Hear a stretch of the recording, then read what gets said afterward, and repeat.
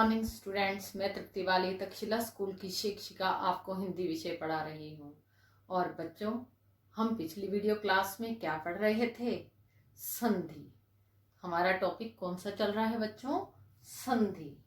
हमने आगे पढ़े तो उससे पहले हमें जो हमने पिछली वीडियो क्लास में पढ़ा था बच्चों, उसकी पुनरावृत्ति कर लेते हैं। मैंने आपको पढ़ाया था कि संधि कहते किसे हैं। दो निकटवर्ती वर्णों के मेल से जो विकार उत्पन्न होता है बच्चों, उसे संधि कहते हैं। संधि के तीन भेद होते हैं: स्वर संधि, व्यंजन संधि और विसर्ग संधि। स्वर संधि क्या होती है? स्वर के बाद स्वर आने पर उन दोनों के मेल से जो परिवर्तन होता है, जो चेंजेस होते हैं, उसे हम स्वर संधि कहते हैं। स्वर संधि के कितने भेद बताए थे बच्चों? मैंने 5। कौन कौन से? दीर्घ संधि, गुण संधि, वृद्धि संधि, यण संधि और अयादि संधि। एक बार फिर से मेरे साथ आप भी बोलें, कौन कौन सी संधि? दीर्घ संधि, गुण संधि, वृद्धि संधि, यण संधि और अयादि संधि। तो बच्चों, आज हम करने वाले हैं, इस समय जो शुरुआत कर रहे हैं, दीर्घ संधि। स्वर संधि का पहला भेद क्या है? दीर्घ संधि। दीर्घ संधि होती क्या है? जैसे नाम से ही पता लग रहा है, दीर्घ। दीर्घ मतलब बड़ा। हम ऐसे बोलते हैं छोटा बड़ा आ। कई बच्चे ऐसे बोलते हैं, आ नहीं बोलकर छोटा आ बड़ा आ बोलते हैं। तो दीर्घ का मतलब होता है बड़ा, मतलब कि बड़ा हो जाना। तो कैसे समझे इसको? ह्रस्व स्वर या दीर्घ स्वर अ, ई, उ के बाद यदि इसी का ही दीर्घ रूप कौन सा होता है बच्चों? इसका दीर्घ रूप आ, ई, उ के बाद यदि ह्रस्व या दीर्घ दोनों में से कोई भी अ, ई, उ या आ, ई, उ हो, तो दोनों के स्थान पर जब उन दोनों का मेल हो जाएगा, मतलब कि ह्रस्व या दीर्घ का, ह्रस्व या दीर्घ का दोनों तरफ से, कैसे? पहले शब्द का अंतिम वर्ण और दूसरे शब्द का प्रथम वर्ण अगर वो दीर्घ ह्रस्व है, तो दोनों के मेल से ही क्या हो जाता है? दीर्घ बन जाता है। मैं आपको नियम से समझाती हूँ बच्चों, बहुत जल्दी समझ में आएगा। तो शुरू करते हैं। नियम फर्स्ट क्या है बच्चों? पहला नियम अ जमा आ, मतलब कि फिर वही बात मैं दोबारा बोल रही हूँ, पहले शब्द का अंतिम वर्ण अगर ये है और दूसरे शब्द का प्रथम वर्ण ये है, तो दोनों के मेल से आ बनेगा, मतलब दीर्घ बनेगा। ये दीर्घ संधि है। देखो नाम से है बच्चों पता लग रहा, आ। इसी तरह अ जमा आ क्या बन गया? आ। इसी तरह यहाँ पर क्या है बच्चों? ये है हमारा ह्रस्व स्वर, ये है दीर्घ, तो इन दोनों के मेल से क्या बन गया? आ। फिर अगर पहले शब्द का अंतिम वर्ण आ है और दूसरे का प्रथम आ है, तो आ के साथ आ मिलने पर आ बन जाता है। इसी तरह आ प्लस आ। कहने का अभिप्राय ये है, अ या आ में से इधर की साइड कोई भी हो बच्चों, और प्लस में इधर अ जमा आ कोई भी हो, उन दोनों के मेल से दीर्घ ही बनेगा। दीर्घ कौन बनेगा? इसका रूप आ। जैसे अब मैं उदाहरण समझाती हूँ बच्चों आपको। हिम जमा अंशु। हिम का आखिरी क्या है बच्चों? अ। अंशु का भी क्या है? अ। दोनों मिलकर क्या बन गए? आ। तो आंसर क्या बनेगा हमारा? उत्तर क्या बनेगा? हिमांशु। आया बच्चों समझ में? क्या बन गया ये? हिमांशु। दूसरा है दश जमा आनंद। देखो इधर अ है, ये आ है, तो दोनों मिलकर क्या बन गए? आ, दीर्घ बन गए। तो इसका मतलब इन दोनों के स्थान पर क्या हो जाएगा? आ हो जाएगा। तो क्या बन जाएगा? दशानन। इसी तरह रेखा जमा अंकित, रेखांकित। महा जमा आत्मा, महात्मा। मतलब कि ह्रस्व या दीर्घ का, ह्रस्व या दीर्घ से, दीर्घ या ह्रस्व आपस में कोई भी मेल हो जाता है, तो वो क्या बन जाता है? दीर्घ बन जाता है। इसी तरह बच्चों ई, ई जमा ई क्या बन गया? ई। ई जमा ई क्या बन गया? ई। ई जमा ई क्या बन गया? ई। और ये ई जमा ई ये भी क्या बन गया? ई। मतलब कि ये चारों के चारों क्या बन गए? दीर्घ। मतलब छोटी, यहाँ पर आप जैसे बोलते हैं छोटी बड़ी, तो इस तरह से छोटी या बड़ी इस साइड हो और छोटी बड़ी वैसे कोई भी, तो बनेगा क्या? वो दीर्घ ही बनेगा। दूसरा अगला है बच्चों ऊ का। इसी तरह ऊ का है, अगर हमारा ह्रस्व ऊ है तो ह्रस्व के साथ ह्रस्व ऊ मिल जाता है तो ऊ बन जाएगा। क्या बन जाएगा? ऊ। इसी तरह आपका दोनों तरह से कोई भी हो, ह्रस्व दीर्घ दोनों आपस में जब भी मेल होगा बच्चों तो ऊ ही बनेगा। आया बच्चों समझ में? अब मैं आपको और तरीके से भी समझाती हूँ कि आपको जल्दी से समझ में आ जाए। ये नियम समझ में आ गया बच्चों? पहले नियम समझ लें आप अच्छी तरह से, उसके बाद उदाहरण के जरिए मैं आपको फिर से समझाती हूँ। क्या है? अ जमा आ।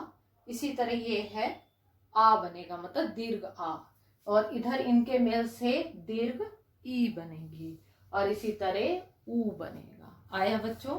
अब मैं उदाहरण के जरिए आपको समझाती हूँ, आपको बहुत ही जल्दी समझ में आ जाएगा बच्चों। देखिए कैसे। मैंने बोला, अभी मैंने एक शब्द लिखा रेखा जमा अंकित, ध्यान दीजिए। अब मैं इसे और तरीके से भी समझा रही हूं आपको। रेखा जमा अंकित, ध्यान से बच्चों। ये क्या है? अंतिम आ। ये भी क्या है? आ। अगर अ का अ के साथ, अब ये हमारा नियम बन गया बच्चों, अगर इन दोनों का मेल बन जाएगा, मेल हो जाएगा, तो क्या बनना चाहिए? आ बनना चाहिए। तो इसका मतलब ये क्या बना? रेख। अगर हम बचा लेते हैं, ये क्या बन गया? दोनों के मेल से आ, फिर क्या बना? कित। ध्यान से समझना बच्चों, मैं बिल्कुल एक एक बात क्लियर कर रही हूँ। रेखा जमा अंकित, अंतिम क्या हो गया? आ। इधर प्रारंभ का क्या हो गया? अ। दोनों मिलकर क्या बन गए? आ। तो इसी तरह अगर हम आ इसमें से अलग करते हैं तो रेख बन गया, इधर बन गया आ, और ये बन गया कित। तो इसका मतलब क्या बन जाएगा शब्द? रेखांकित।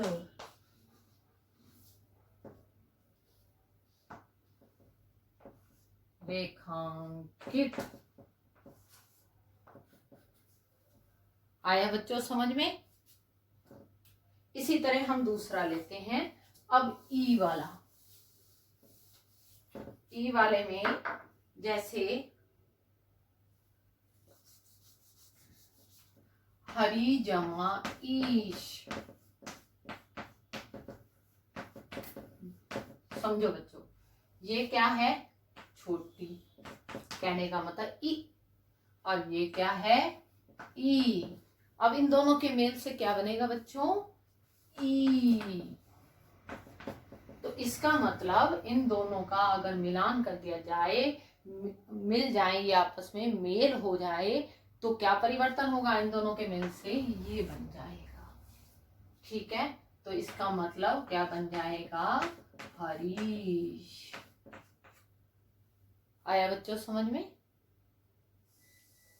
अब मैं कहूं नदी जमा ईश, अब देखो अगर मैं लिखती हूं नदी जमा ईश,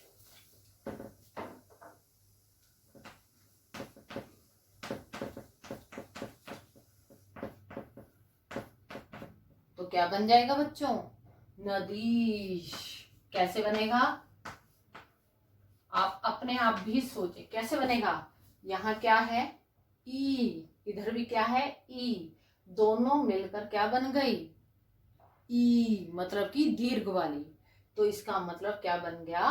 नदीश। आया बच्चों इतना समझ में? इसी तरह ऊ वाला भी करें हम।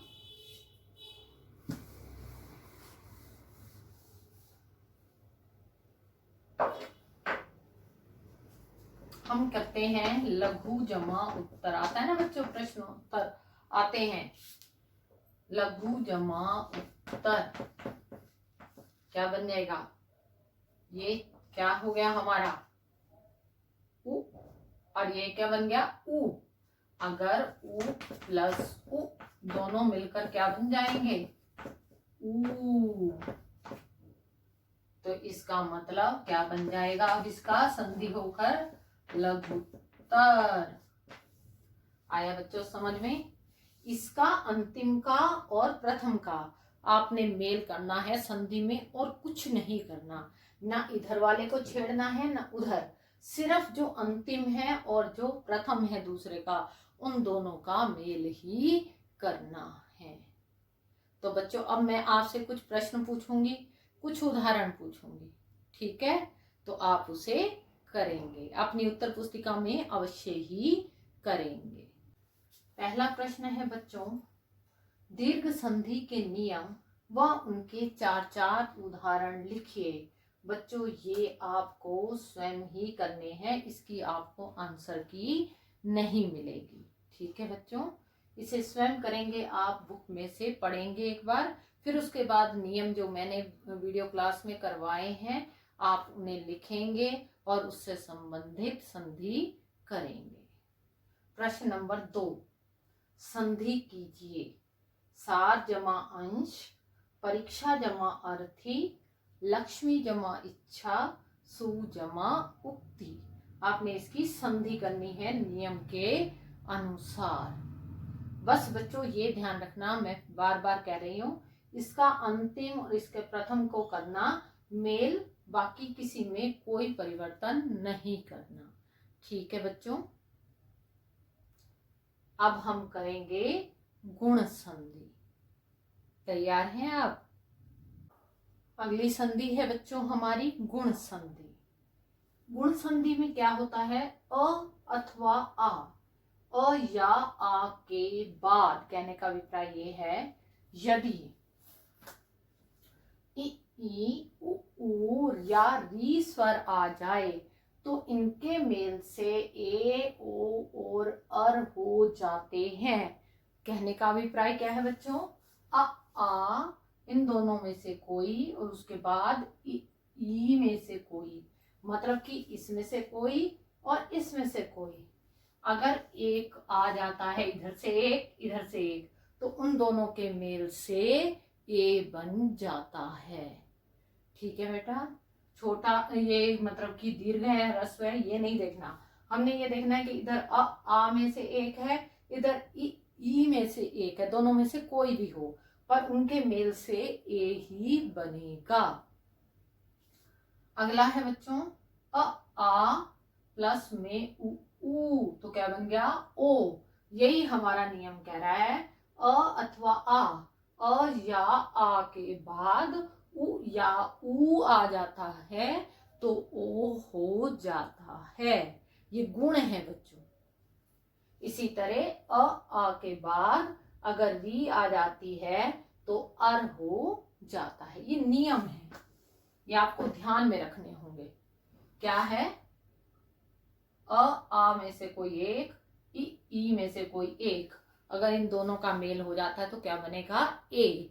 इसी तरह आ में से एक प्लस में क्या आ जाए? ऊ से मेल हो जाए तो ओ बनेगा। इसी तरह इसका मेल री से हो जाए तो अर बनेगा। ये नियम है, इन्हें समझना जरूरी है, तभी आप कर सकेंगे संधि। तो ये नियम समझ में आ गया। अब इनका एक एक उदाहरण भी देखते हैं बच्चों। नर जमा ईश, इधर क्या है? अ, इधर क्या है? ई, दोनों मिलकर क्या बन गए? ए। तो नर जमा ईश क्या बन गए? नरेश। महाजमा उत्सव, इधर क्या है? आ, इधर क्या है? ऊ, दोनों मिलकर क्या बन गए? महोत्सव। दोनों के मेल से क्या बनता है? ओ बनता है। तो इधर आ है इधर ऊ है तो क्या बन गया बच्चों? महोत्सव। इसी तरह महाजमा ऋषि महर्षि, महर्षि नहीं बनेगा बच्चों, क्या बनेगा? महर्षि, क्योंकि आ और री मिलकर हमने क्या बताया कि अर बन जाते हैं। अर बन जाएंगे तो इसको तो महर्षि नहीं बनेगा, क्या बनेगा? महर्षि। आया बच्चों समझ में? तो एक बार फिर से नियम देख लें। आ के बाद अगर ई में से कोई आ जाए तो ए, आ का मेल उ से हो जाए तो ओ, आ का मेल री से हो जाए तो अर होता है। अब है हमारा प्रश्न नंबर 3 जो गुण संधि से संबंधित है। गुण संधि के नियम व उनके 4 उदाहरण लिखिए। ये बच्चों मैंने पहले भी कहा है कि आप ये प्रश्न स्वयं करेंगे, ठीक है। प्रश्न नंबर 4 संधि कीजिए। भारत जमा इंदु। दूसरा है बच्चों परम जमा ईश्वर। तीसरा है राजा जमा ऋषि। और चौथा है पर जमा उपकार।